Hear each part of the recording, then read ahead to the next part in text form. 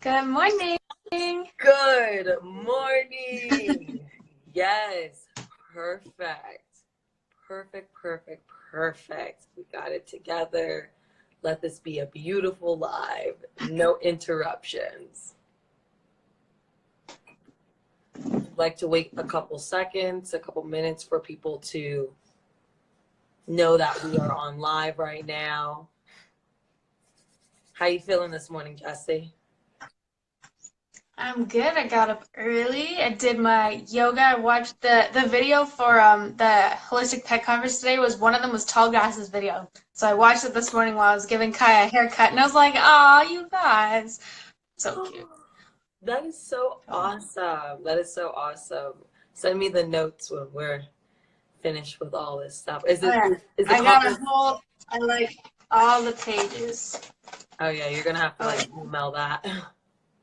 Just like take a picture of each one and be like, "Here." There's some I watched, but I was like, either the talker is not a good speaker Yeah. or the topic I know enough about it that it's not. So I did take pretty extensive notes on the like science heavy ones. There was one about the lymphatic system. There was one about uh, pancreatitis and IBS. Uh-huh. So yeah, Awesome. interesting stuff. Yay. Well, Yay! let's go ahead and get our live started so people who missed the beginning half get to replay the beginning half because Instagram only gives us like 55, sometimes 45, Yeah. 60 minutes max. And this is a really, really fun topic. So here we go. Good morning and happy Friday, fellow beautiful conscious pet parents. It is Friday, June 21st, 2019. And as always, we hope everyone is feeling fantastic in this very moment as you're watching our Instagram live, the live collaboration with Calls of the Canine and Birch Animal Wellness. So I am super excited to be talking with Jesse again. We are defining conscious animal handling.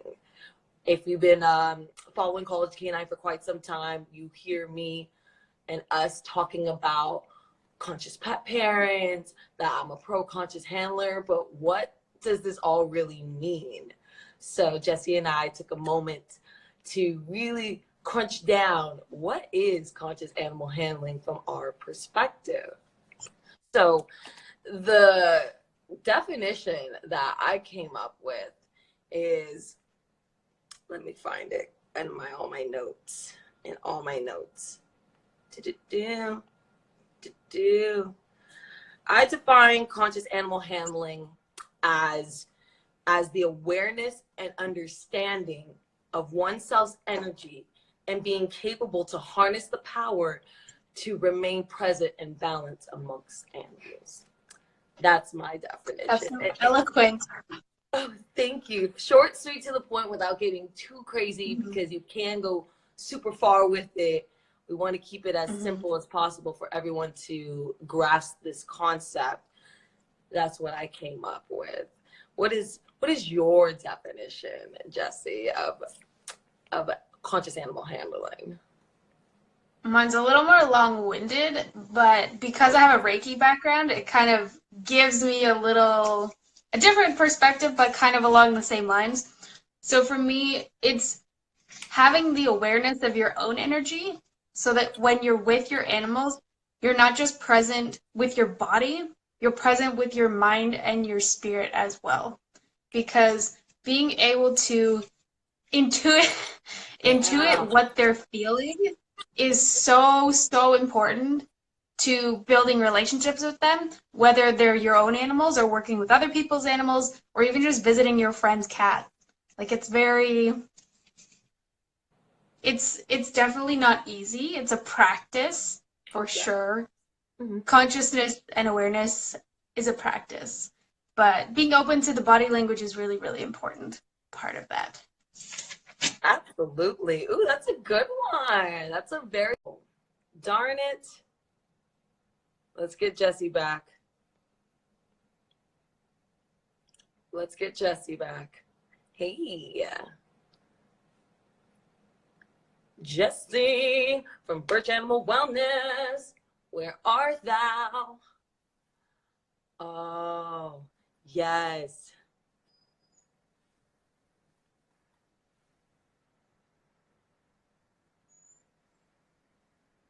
I'm back. Woo! So sorry about that. I was trying to end a call and it just, yeah.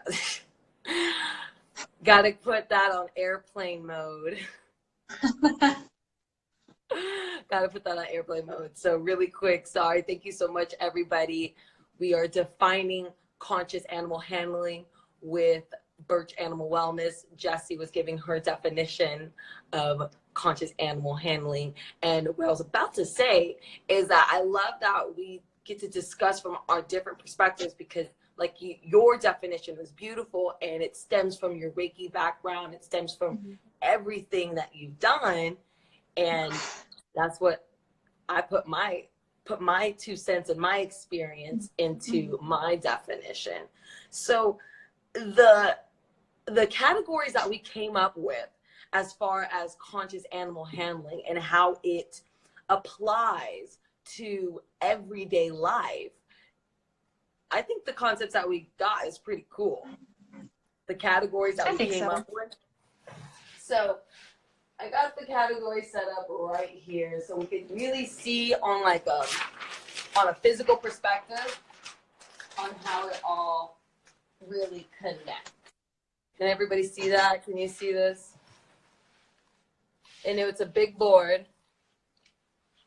Next time I'll have an easel, but the easel that I purchased did not work for me today.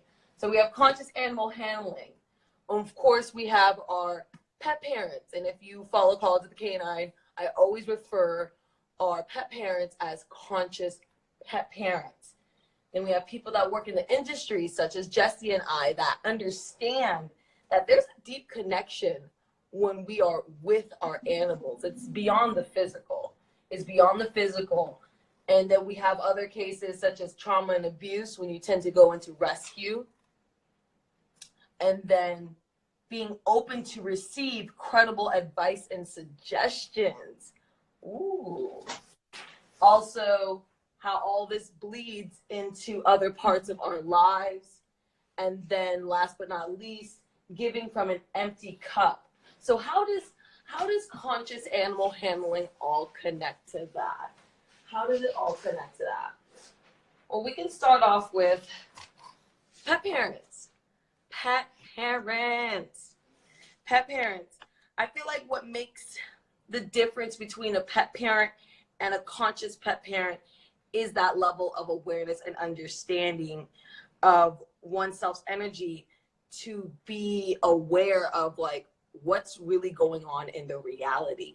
Pet parents love to either add in a new animal into their already existing pack, or they're a first-time pet parent and they want to be really ambitious and get the dog of their desire, but not really taking the time to process maybe that dog may not be right for you, and vice versa. So they get lost in the emotional train and just usually go for it 100%. And then they realize, oh my gosh, I have a 95-pound puppy that's destroying my house. And in my head, I thought this was all going to work out.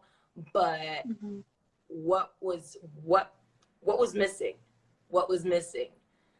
What was missing is taking the time to actually sit, breathe, and meditate on this idea and do your research beforehand, so you didn't have to experience these hiccups, or you pet parents wanting to rehome dogs because all of a sudden they're untrainable. Explain how you and Kai got together. And the things that you've done to have Kai to be the amazing Kai that she is, which Kai is her dog. Okay, Kai is her beautiful dog. A little backstory. I've wanted a dog since I knew what the word dog was. And since I first saw a dog, I was like, I want one of those. So every year for my birthday, I asked for a dog. And my mom raised my brother and I by herself, so obviously being a single parent and having 2 kids and a puppy is a little bit much, and it took me a while to realize that. But when I finally moved home from university, I put together a list. I was like, these are all the expenses. You know, she needs a crate and she needs a leash and she needs food. And I calculated the expenses for everything. And at the time, I was working at a doggy daycare. So I was like, she can come with me to work. We get free puppy classes and I will pay for everything. All you have to do is let her be in the house. That's it. Like, yeah, there will be extra cleaning because she's an Australian Shepherd, but when I was looking into a breed, I worked at the doggy daycare, so I kind of played and interacted with all the dogs, and I got to know their personalities. And 2 of my favorite dogs that were at the daycare were Australian Shepherds. So I was like, oh, okay, what I wanted was a dog that was more active than I was at the time. And being a dog walker, you walk like 6 hours a day. So Kaya's very, very active. She's almost 4, and I wanted her to be more active than me because I wanted, when I stopped being a dog walker, I wanted to be able to still maintain a level of activity, like, you know, keep your circulation going and movement and everything like that. So Australian Shepherds typically need about 3 hours of exercise a day. They have high grooming needs because obviously I gave her a haircut this morning and it took probably an hour because she has so much hair, and brushing her out regularly and her bi-seasonal shedding and everything. And when I finally convinced my mom, I was like, this is the dog that I want to get. Now we just have to find one. But going through that process helped me kind of solidify this is actually happening and I need to commit to this idea. I knew where her training was going to come from, me and the puppy classes. I researched like walking equipment, I researched food, I talked to like 4 different professionals. I was like, this is what I want to do. But showing up in that way beforehand was really helpful because I get questions all the time saying, I'm thinking about getting a puppy. What advice do you have? Or how do you feel about that? And I actually had one of my friends watch Kaya while I was at the daycare once, and she was about 6 months old at the time, and he was like, I really want to get a puppy. It's like, okay, try watching her for 4 hours and see how it goes, and then we could talk about it. So I was trying to convince him not to get one because I had a very strong feeling that he wasn't ready. And when I came back from work, he was like, nope, puppies are too much, I can't do this. I'm like, I told you, I'm glad that you tried it out, but I get asked so many times, what do I need, how do I potty train, etc., etc. So eventually, I wrote out a rough outline of like basic steps and sent it to a friend of mine because she wanted to get a puppy for her daughters. And she has 2 young daughters, and she's like, I don't know what kind of breed to get. I want to make sure to get one that's maybe hypoallergenic, which first of all, they do still shed, they just shed less. And so I wrote an ebook about it, which is on my website. It's called So You Want a Dog. Super creative title, I know. But it basically outlines their developmental stages and everything from when they start teething, when obedience training should start, how long their attention span is, what their needs are, how to find a breed that's right for you, and everything like that. So. Oh, wow. Yeah. So if you understood the amount of research that Jessie put in to have Kai in her life, that's the type of attention and the type of consciousness you want to have when bringing a dog or any type of animal into your life or adding on to your existing path to avoid less conflict, less issues, less of a lot of things. That preventative stage of the research is so critical. Your story is opposite from mine. When I adopted my dogs about 8 years ago, I was fresh out of high school, just turned 18, and I knew that I wanted a dog. I've always wanted a dog, but I did not do any type of research beforehand. None. I said, I'm a wing it. And that was the hardest winging it for the past, I think I got caught up to my dogs within like 3 years. After I had my dogs for 3 years, then I realized I should probably do a little more research about the type of dogs that I just received right now. And here we are 8 years later, we have a better understanding way compared to the first 3 years of our lives together because of the lack of research that I did on my end. It was all an emotional decision. But I knew it was universal scent because my Pomeranians are awesome. I know it was universal scent. I know it was like, okay, we're going to teach you this lesson now because eventually you're going to end up in this field and you're going to learn that you should have done some research beforehand. And that's why I encourage all of College of the Canines clients who are interested in wanting a dog, wanting to add a dog, do your research. That is part of being a conscious animal handler. And being a conscious pet parent is that level of awareness. Like, yes, your emotions are there, but also be aware of what's really going on in your reality in that moment, in that time. Let's see. Our next category that we have is people that are working in the pet industry and how animal conscious handling connects with that. And I feel like a lot of people in the industry, whether they're knowing it or not, when we're dealing with, our clients' dogs, that's the only thing that matters in that very moment. Literally, it puts you into almost of a meditative type state because you're so focused on the task at hand, whether it's, College of the Canine and I'm walking dogs on the beach. I love to zone out when I am walking, my clients' dogs. I love to spend that 45 minutes solely on me and the dog. None of my personal problems, things that happened 5 minutes ago, things that I want to do 5 minutes from now, none of that matters. I'm just so sucked into the moment where I forget to pull out my phone so I could put it on College of the Canine's Insta story.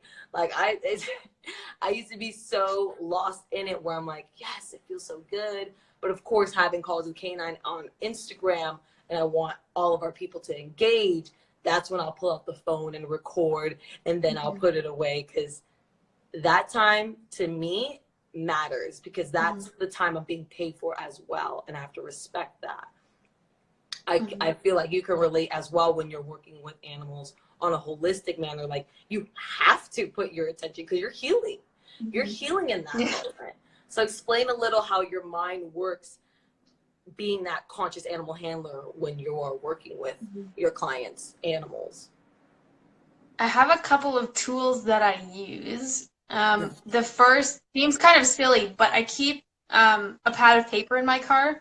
So I usually show up to my client's house early because that just runs in the family. Like everybody's early for everything.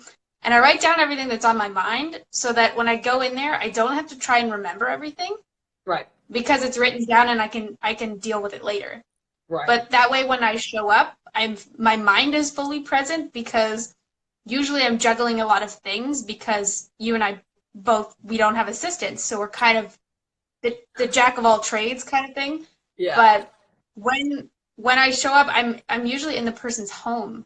So I want to be respectful of that and try and, make the animal feel comfortable. And if I don't ground myself and kind of not meditate beforehand, but just bring my awareness back to my body, I find that sometimes I'm more likely to pick up on the animal's physical problems. So for example, if they're having a digestive problem, my stomach will start to hurt. Or if, they're having a neurological issue, my head will start to hurt. And if I don't do that beforehand, sometimes I leave and I'm like, I need to sit down. I've actually done one before. Actually, quite recently, I walked into a lady's house and she started working on her cat. And her cat's going through an end-of-life transition. Like, she's 14 years old, and she's getting quite up there. And I started doing this session, and all of a sudden, I'm like, my hands are sweating. I'm like, I need to sit down. I'm going to pass out. And had to sit and ground myself for a couple minutes, have some water, and then I was okay. But it's a good reminder for me because I've been doing really well with like food and energy and grounding and stuff. So I'm like, this is a reminder because maybe I'm not, keeping up with it as much as I should right now. But when you get into that mode of doing energy work like acupressure, Reiki, animal communication, any of that, it's very, it's like a different zone. Like you kind of zoom out from your body and you're watching yourself do it. And I Yeah. remember one of my acupressure case studies after the first class that I took with Tallgrass, I was doing an acupressure case study at a barn on a horse. And I was on one side and I was kind of closer, I was on his back end. And I'm just zoning out, doing my points, whatever. And then I look up and there's 5 people with chairs just sitting watching me. And I didn't even realize that they were there because I was so focused on what I was doing. And then I look up and I'm going, it's totally fine if you watched. I just didn't know you were there because I looked really shocked when Right. I looked up. I was like, oh no. And then I was like, no, it's okay. But you just scared me because I didn't know you were there. So Right.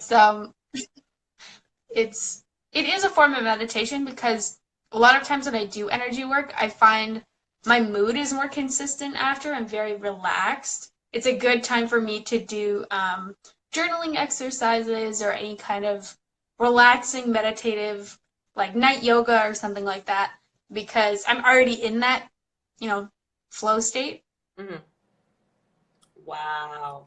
That's beautiful. I love that. Absolutely. Absolutely. I feel like whether you are focusing on healing an animal, or for me, I am helping my clients' animals exert energy to find their meditative state. Because when we're walking, we'll sniff and do the whole pee and poo thing, for a like first 5-10 minutes, and then after that we're just walking, no distractions, no nothing, just keeping our mind and our energy into one area. And that's where I get to fall into that meditative state, and then I feel the relaxation on the end of the leash, because that leash is the connection between you and your dog, that leash right there. So all that energy, if you are tense, if you are stressed, if you're thinking about 10 million things, that is going to fall into the line of your dog. And then you realize, why is my dog super anxious in this moment? Why is my dog super this and this super that? You might have to pause and think about, how is my energy going? How is my energy feeling? Oh, I'm feeling anxious today. I'm feeling a little rushed. Therefore, my dog, or the dog that I'm walking, feels the same way. People act so surprised when I can manage their dog that they can't manage, because I tell them, you have to harness, you have to be aware of your energy and be able to harness that so you can apply that into exactly what you want to do. So it's really fun being in this industry, because I feel like a lot of people in the industry are naturally being conscious animal handlers without even being aware that they're conscious animal handling. Like I love looking at stories of like rescue, like the shows on Animal Planet, as far as like animal rescuing. That goes into another category that we have, which is trauma and abuse cases, because you have to really center yourself and put all your emotions aside in order to assist that animal that's in front of you, that you are either removing from an abused environment. You could just see the physical manifestations of their abuse. Or even if you're going to a pound and you're looking forward to adopting a dog, you could feel the energy of someone who has been traumatized in the past. And you can't use all your emotions in that situation. You're going to have logic in it and ground yourself in order to be the best individual for that animal. Like I don't know if I could do rescue. I don't know if I could focus on trauma cases only, because that puts you in a whole different mindset all the time. And your energy has to be grounded, because those animals are most likely scared to death, literally. Have you ever experienced in your field of healing, Have you experienced animals that you felt or you were aware of the fact that they had major trauma, whether it's physical, spiritual, emotional? Did you ever feel that in any of your sessions? It's more common than people think, especially a lot of the animals I work with are rescue animals. Uh-huh. But one of the most interesting things is that two animals can react completely like opposite to the exact same stimulus. So I've worked with animals that have been rescued from the street, and they've been living by themselves, and some turn towards separation anxiety, where as soon as they get separated from their human, they completely panic because their mind goes back to that state of being on the street. And then you have the cases where the animals that were on the street become so aggressive towards humans that it's really hard to find them a home. So being able to accept that you can't, follow a very strict, like, step one, do this, step two, do this, because each case is different. And even if they're in, like, if you rescue a group of dogs that were together, they're not all going to react the same way. Right. So being able to be present with that animal and feel what's going on, because I have worked with quite a few trauma cases, dogs that have been abused. Mostly I find it's from their previous home, and they go to the shelter and they get readopted, and the animal presents with either sensitivity towards other animals or dogs specifically, or towards the gender of the person that was abusing them. So in some cases it's, adult males. In some cases it's young males or females. And you can usually tell, which is why I like combining my therapies. So oftentimes if I'm doing Reiki or animal communication, I can get that information and then help the owner work through that. Right. Because oftentimes once the owner knows what's going on, if they didn't already, it puts them in that state too, where suddenly they feel bad for them. And that's not going to get anybody anywhere.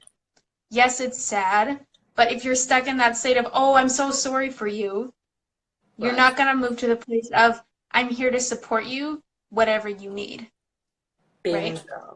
Bingo. I like that you said that, because, that's the emotions really taking over and not having logic step in and guide the individual to make the best decision. You can't be in that state of mind of, I'm sorry for this dog, because that dog will never heal. If you really want that dog in your life, if you really want to help that dog, then you're going to put in your mindset and in your heart that we're going to heal through this, that we're going to progress from this, because that energy, that good vibrations is going to vibrate off your body and into the animal, because that's what our animals do best, is that they receive our energy, they receive our information. Our dogs are a lot smarter than what people give them for. Like, they're energetic beings. They're like little sponges. The power of the intention behind your actions does a lot more than your words, I feel like. That's just your nice. Intention is everything. Intention is everything. Everything. So the next category that we have is something that's really interesting, is being open to receive credible advice and suggestions. So we came up with this category because of, I feel like a few reasons. One being pet parents, you don't have all the answers, and being in the pet industry, you don't have all the answers. You're always going to be in a constant state of learning and sometimes teaching. It's always both. There's duality. Jesse and I, we love to teach, but when we're not teaching, we're students and we're learning. So we can teach some more and then learn some more. So having that level of awareness in your aura, being that conscious animal handler that you are, that you have within inside of you, is just now being more aware of it. You're going to start receiving information as your vibrations elevate, as you heighten your vibration, you're going to receive new information, and your heart and your mind will be able to decipher what is credible advice and what's bogus. I definitely have grown a lot in this industry since I was 18, but it's not because of all me. I wanted to make a conscious decision and a conscious effort to learn more, to be a better person, to be more professional, to do this and to do that. And with that came with more information that I knew in my heart and my mind that were credible and super helpful. And also, when me being a pet parent during this entire time, I didn't have all the answers. There was people who I definitely knew for a fact had credible source, and I trusted their opinion and sharing me things, as far as being a pet parent. And I said, oh, okay, I'm going to put all that in my utility box, because I want to be the best of the best, not only for myself, but for my dogs and for how I see myself progressing in this thing called life. So that, I feel like, connects pretty well directly with being a conscious animal handler, is your vibrations are going to raise, and therefore new information is going to be thrown at your way. Did you feel like when you had Kai, even though you had all that research in your hands, did you feel like there were still certain things that you just didn't know that was going to happen? So therefore things happened and you're like, what in the world am I supposed to do with this? And if you were in that space and time, were you given any type of advice and suggestions to help you? Oh my goodness, yes. Especially because Kai is my first dog, and most people do not go like high energy breed for their first dog. They're like, no, just get a golden retriever, you'll be fine. I'm like, no, I'm getting an Aussie. Like, I don't care if you don't think I can do it. You can just sit back and watch me do this. I've talked to hundreds, almost, people about nutrition. I find that's the most common area where there's conflicting opinions. That and prong collars. But when it comes to nutrition, and I know we talked about this in our pet industry video, but traditional veterinarians take nutrition courses, or a nutrition course, in their schooling, but it's funded and run by kibble companies. And then you have the holistic vets, like Dr. Karen Becker in the United States. There's also Dr. Peter DeVias in the United States. Most of them are in the States, but what you get is they have the same opinions. And they, if you haven't seen the dog cancer series by Dr. Karen Becker and Rodney Habib, they basically traveled the world to see the world's top canine veterinarians, nutritionists, to see what they've been studying and what's the new up and coming thing. And one of the things is that about being a pet parent is that there's constantly new information where they're saying, this supplement is really good. And then 10 months later, it could be, you can't use this source for this supplement. You have to use a different source. And then all of a sudden, this protein is good for your animal, and then it's not. So it's hard to keep updated with everything. But part of it, again, going back to what you said, it's about constantly learning. So this week, we're actually at the end of it, is the Holistic Pet Health Conference, where they talk about various topics. Some are new therapies that are coming out. They've talked about the lymphatic system, the immune system, food supplements, acupressure from our favorite school, injury, anxiety, arthritis, digestive organs, like everything new that's coming out. And some of it, I've been in this field now for 4 or 5 years, and I'm still learning new things. Every time I go, I have like 6 pages of notes here, and I sit and I watch the videos while I'm eating dinner. I'm like, this is so interesting, and I stop eating just to write notes, because these are things that I like to know. And because I do live videos every week, people always request, well, what about this topic? What about this topic? And I try and incorporate those things while still maintaining the same level of, this is how I'm showing up for my audience, because I want them to feel like I am a trusted source, because I get my information from trusted sources. Right. Because you gotta know where it's coming from. It's really, really important. It's really important. Absolutely. Absolutely. I agree with that. I agree with that. Oh, yay. I love that. So for not only for us as, entrepreneurs in this space, we are also pet parents. We're genuine pet parents outside of our daily lives, of our businesses. We're pet parents ourselves. And so it's like, I feel like it's almost that little added extra pressure because we're pet parents and we have animal related businesses. Like, you got to know all this stuff like now and to be up to date.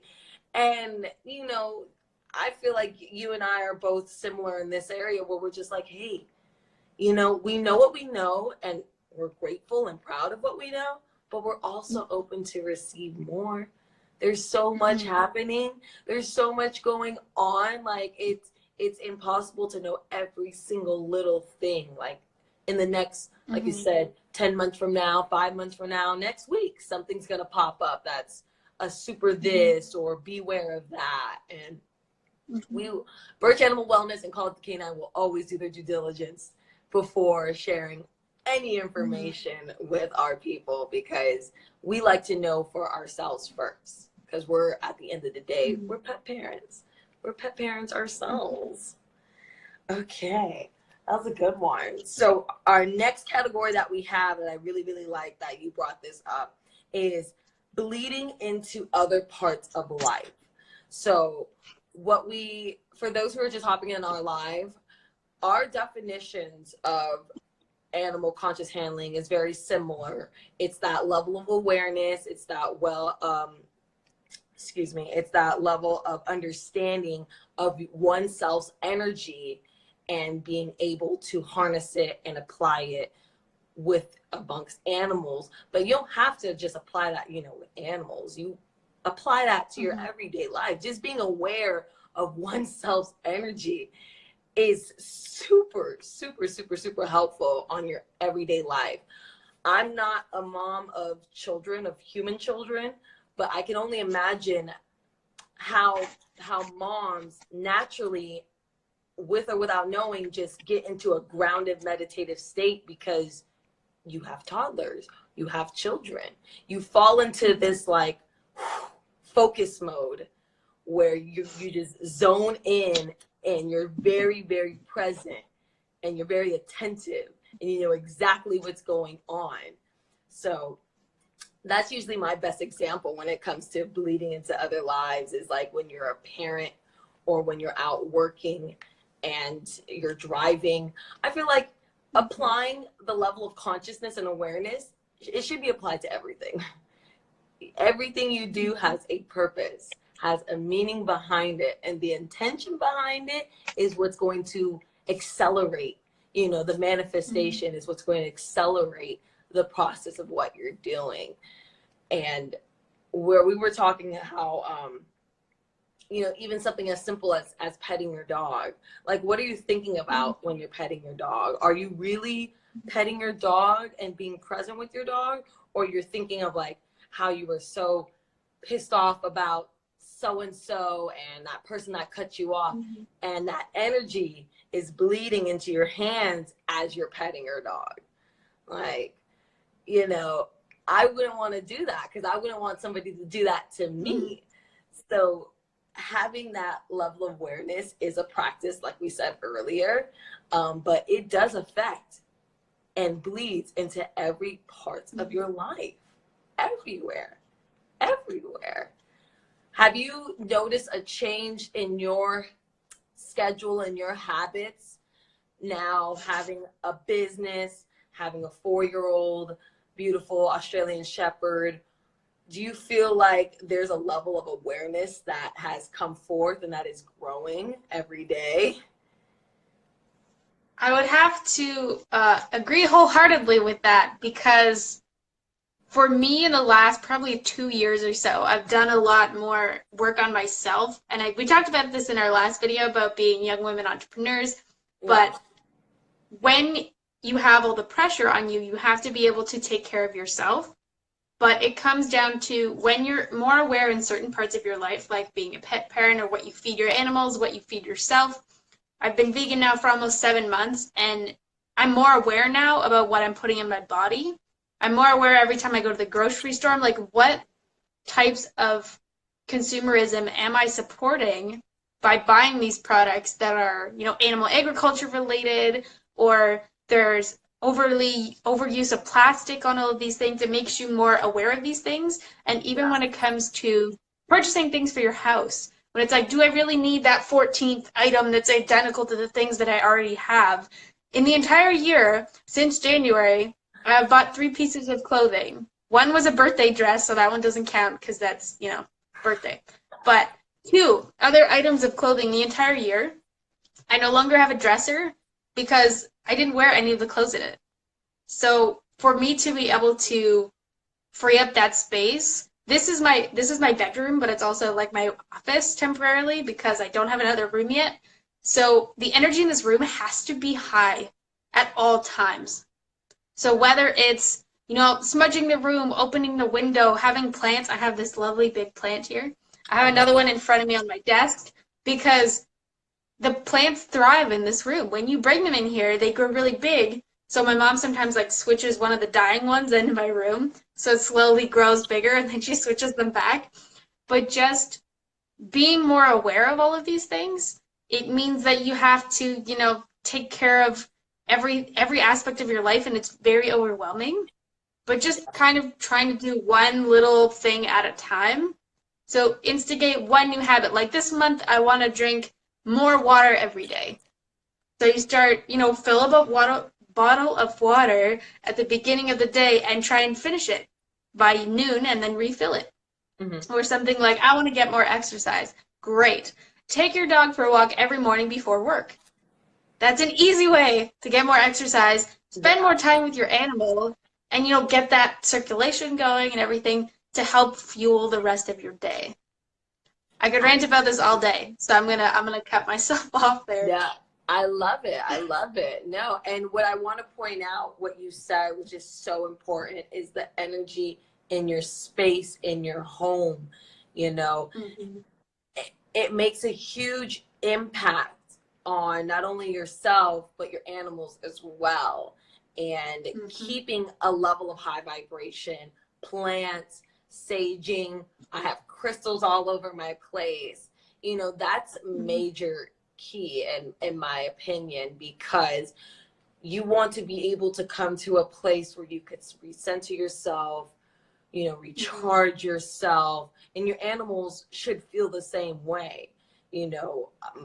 All the dogs that come and hang out with me with College of the Canine while their parents are, out of town or whatever, 9 out of 10 are relaxed, and they're naturally mm-hmm. energetic dogs. But when we step into my space, into the College of the Canine, temporary setup, mm-hmm. Campus, I want to make sure that everyone feels relaxed and mm-hmm. happy and content, because that's the energy that I like to bring into my home, is happiness, is high vibrations. Relax, calm down, we're done, just chill, vibe out with me, mm-hmm. that all that matters. And I love that you also mentioned how you go grocery shopping, you've been a vegan for 7 months, you're being a lot more aware of what you're putting into your body, which makes you more aware of what you are feeding your dogs. And I think we discussed also just the purchases that you make, whether it be material items for yourself, do you really need it, to products that you don't want to support anymore because you realize, oh my gosh, this has a lot of chemicals, it smells really funky, and they test on animals. No. Let's make a more conscious decision on the next purchase, because I don't want to keep supporting those type of businesses, because now I am aware of what you're doing, and what you're doing. I don't want to put my money towards that. I have that decision. There's choices, and I'm deciding I don't want to put my money towards that. I'd rather put my money towards that. And, you know, I want to keep progressing for me. And then the last category of all these beautiful categories that Jesse and I created that I really like, that you pointed out as well, is giving from an empty cup. From an empty cup. This entire time we've been talking about, you know, just being aware of oneself's energy and being able to harness that and understanding that. But you also have to understand that when your cup is empty, when you are feeling depleted, it is impossible to give from an empty cup. You cannot do that to yourself. This is where self-care comes in, and it comes in on different levels. Jesse, you and I have talked about this plenty of times, and we definitely talked about this on our young women's entrepreneur live, is that because we're solo entrepreneurs, we're constantly giving, constantly putting out. And I know for sure that I found myself completely depleted, completely wiped out. And yet I still had the nerve to still want to give more. And when I did give more, that's when I finally cracked a bit, because there was nothing to give. I was sick. I had to take off time, which takes money away from my pocket, all because I wasn't doing my daily regimen of keeping myself good and content and filled. Is this something that you can relate to as well, Jesse? Oh my goodness. Okay, so the whole purpose of the saying, you can't give from an empty cup, is that you are the cup. You only give from the overflows. So it's the same as if you're a pet parent or a human parent. You can only give if you're looking after yourself first. If you're sick, you can't look after your dogs, your kids, whatever. But personally, when I was in university, it was like the most stressful period of my life. And I got adrenal fatigue 3 times. 3 times. When my system basically completely shut down and was no longer producing enough energy. So I had to have naps regularly. I was like having a hard time. I had 3-hour lectures, which are pretty long, but had a hard time focusing what was going on. And we had to go see a naturopath and a homeopath and, you know, all these other things. And it's still an issue for me because I've had, you know, I'm not absorbing my nutrients properly because I'm stressed out about this thing or that thing, or, you know, my spleen's not functioning normally or whatever it is, because in traditional Chinese medicine, the spleen and the stomach govern nutrient absorption. Super important. So if you're not feeding your system, you aren't getting the vitamins and minerals and all those lovely things that you need to be able to function. But putting it into practice is probably the harder part, because personally for me, I have to, when I first started initiating a new habit, you kind of have to make yourself do it. Or like, I know this is good for me. I know I should do, like, people don't like going to the gym, most people, but they're like, I know I should go to the gym. I feel so good after I go. Why don't I go? But that motivation has to be there. And if your cup is empty, it's not going to be there. Right. But if your cup is full and you're like, this makes me feel good, I'm energized and all of those things. So for me, 2 years ago, I instigated a yoga practice every morning, whether it's 10 minutes, 20 minutes, 30 minutes, because I know that my body feels better after. And post-car accident, I definitely had to go a little gentler on myself, but it's still there. And things like scheduling time with friends ahead of time or taking a night off here and there to go do something fun so that I'm refilling and reading a book one night instead of, you know, listening to an educational podcast. That's fine. Doing something fun, like for Kaya and I, sometimes when I get really stressed out, I'm like, you know what, Kaya, we're going for a walk to the forest because I need it, you're going to have fun, and everybody's happy after. So I strap her in the car and we go for a ride. She rolls in the mud, everybody's happy. But it's sometimes when you're that busy, you have to pre-schedule it ahead of time. And I know Mike and I both work a lot, and it's being able to balance those two things between, yes, at first I barely had a social life because, you know, you're trying to get your business off the ground and marketing and media and all of that stuff. Yeah. But now that we're a few years into it, you kind of have to learn how to balance it better so that you are taking care of yourself and brand. Yes, I completely understand that, and I really hope everybody out there can relate to that as well, because we've talked this and before on the Women's Entrepreneur as well. It's important to really schedule in that time for you. If you want to binge watch your favorite Netflix shows, schedule that in. Binge watch. If you want to be able to sleep in, schedule that in. Like, on a personal level, you have to take care of yourself. And then with us having our businesses, I feel like you and I have definitely made a lot of changes since the very, very beginning of our businesses, where we're open to our clients, but now it's more structured, where it's like, I remember getting calls at 11 o'clock at night, 11:30, asking, for certain requests. Because I work with high-end clientele, they don't have a normal schedule like anybody else. They just run on their own time. So I was getting calls at 11:30, 12:30. Can you do a 2 a.m. drop-off at LAX? What? Now I'm more like, no, I shut it down. I'm going to do what I can do, because my days are already long. But the moment I see that clock strike 7, that's a wrap. Anything after 7 is an extra fee. It's extra. Unless you really want to pay that extra, don't call me. Don't bother. Don't bother. Because there has to be a balance in all spectrums. Like, if I am super tired, if you're super tired and you cannot do something, it is okay that you cannot do that something. Your body, your mind, your spirit, everything needs a giant TO, a giant timeout. And that's okay as well. I used to be stuck in that mindset where self-care, equates to just being lazy. Like, I'm here and just laying down doing nothing. But doing that nothing is still something.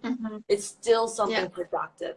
It's still something that needs to be done, because we're not robots. We can't just plug ourselves in and then 8 hours later we're back into it. Like, no, we're a living, breathing, functional being that requires, like a plant. It requires water, requires sun, space to grow, and lots of encouragement. We sound like plants. Because we are. But I like what you brought up about boundaries, because when I first started, if somebody called me and they're like, can you do this thing like today? And I'm like, you know what? I'll make time for it. And I would just go and do the thing. But I used to get calls, like you were saying, on a Sunday night of a holiday weekend at, 10:30, 11, and I'm going, I would used to pick up the phone. And now my call hours are regular 9 to 5, Monday to Friday. And if somebody calls me at 6 o'clock on a Friday or a Thursday, I don't pick up the phone. And my answering machine will pick it up and say, if you're calling regarding natural health therapies for your animals, please leave a message. Like, setting that boundary gives me time to do those self-care things. Because my nighttime is, when I cook dinner for myself, when I read, do all of those things. But I still get requests for weekends. And sometimes I do have to, like tomorrow morning, I have a meeting because I'm trying to find a place to host the acupressure classes that I'm teaching in the fall. Super exciting.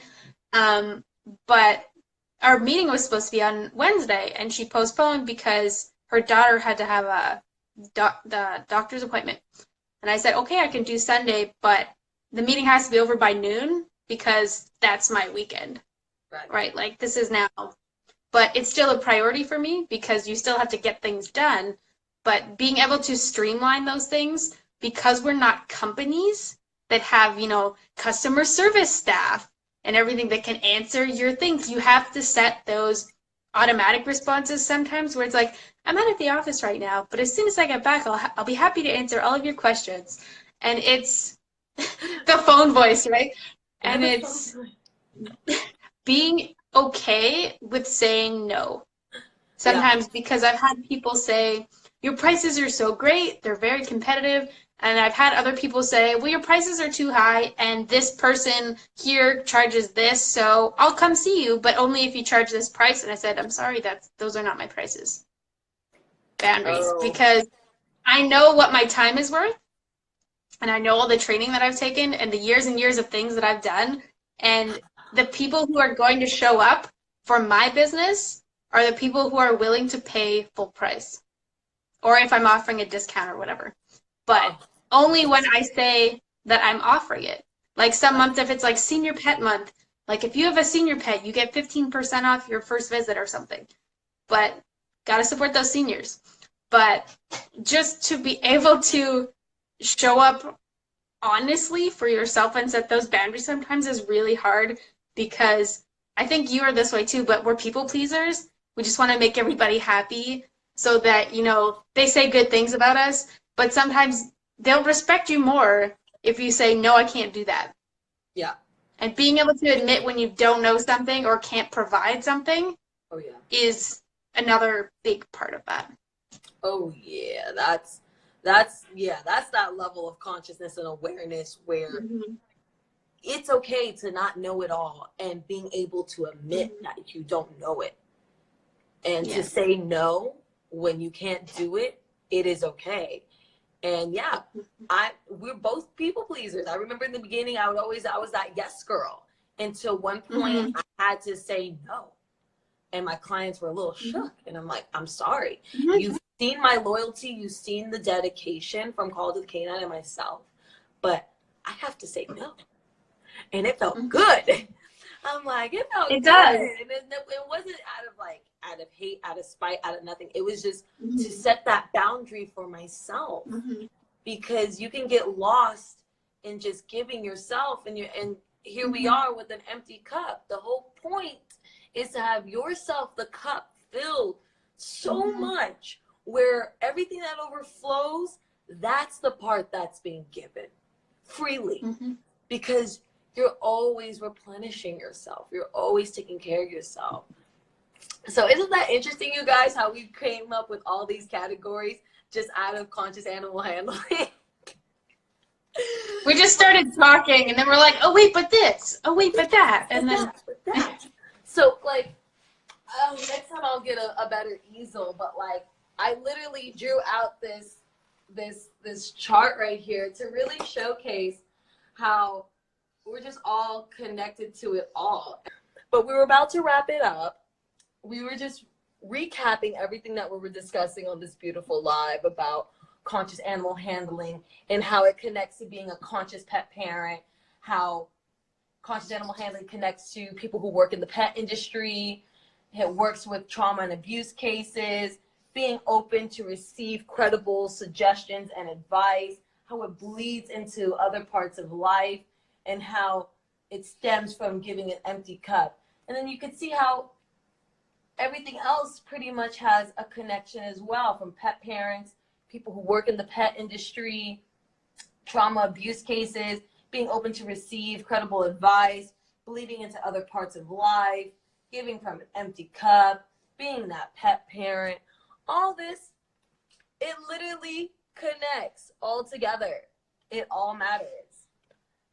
So this was a really fun and exciting topic to talk about, because this is something that, if you've been following Calls to the Canine for quite some time, I refer our pet parents as conscious pet parents, and I refer myself as a professional conscious animal handler.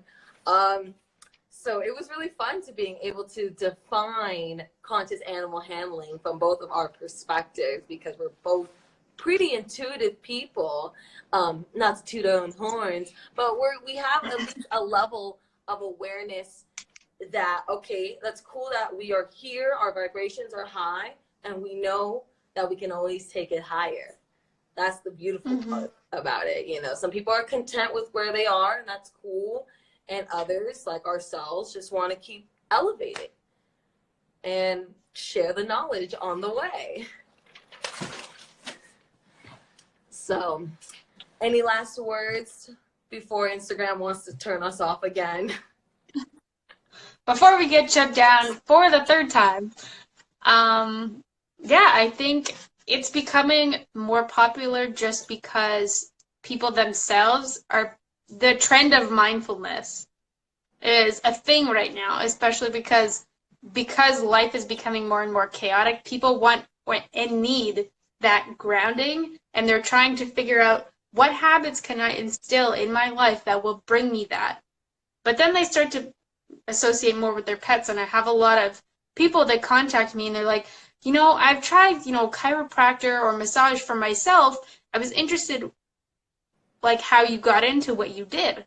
And I get asked this a lot because this wasn't what I do. Alternative and complementary wellness therapies for animals is not really a field. Like, I don't have a title. I just kind of made it up. And when people ask me, I'm like, well, I don't necessarily have one, but being present in all of these things and being able to offer these services for animals is the biggest passion in my life. And if I couldn't give it a title because, there isn't one, but being able to enjoy my work to the level that I do, to the point where you wake up and you're excited to go to work and excited to learn those new things. And this week while I was watching the conference, I'm waking up going, oh, I wonder what video they're going to post today, because I get to sit and digest that interesting information while I eat my dinner is just kind of relaxing for me to a point, because I'm sitting there, I'm going, yes, that makes sense.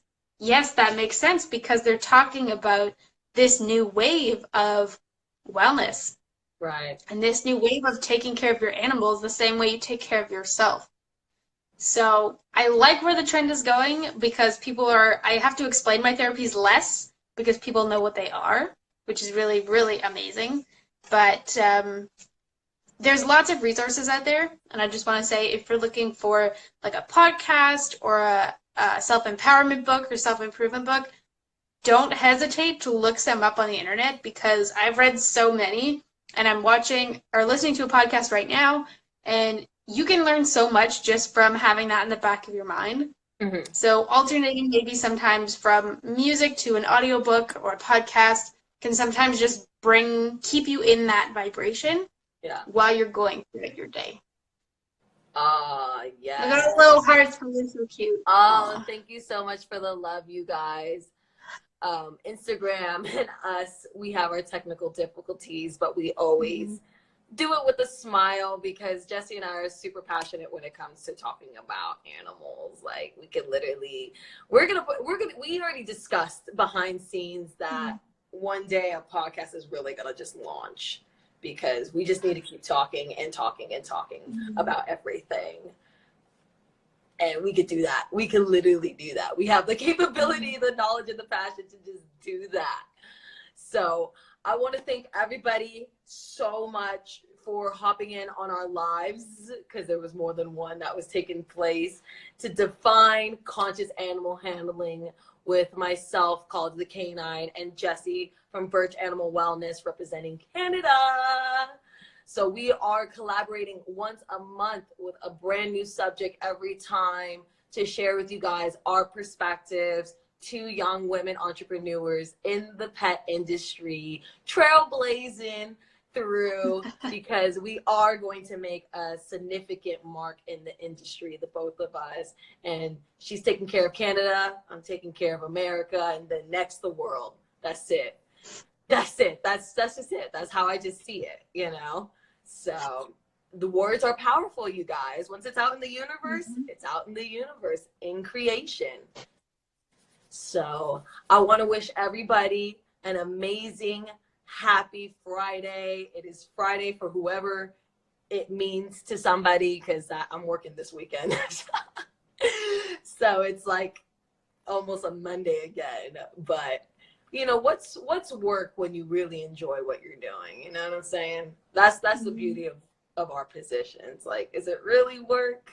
The only time it feels like work is when I'm doing paperwork. That's where I have to find my conscious meditative state to get into that zone for that. The admin is the behind the scenes. Today is also the summer solstice, so that's exciting. Happy summer solstice, the very first day, official first day. How exciting. Oh, the energies. We're going to feel it today because when it's the day of a solstice. Okay. Oh, that's good to know. Be aware. The energies are high today. Summer solstice is here. We want to thank everybody so much for always taking the time to support myself, Cause of the Canine, and Jessie with Birch Animal Wellness. If you want to follow Jessie and all her amazingness in Birch Animal Wellness, it's at Birch Animal Wellness on Instagram, at Birch Animal Wellness on Facebook.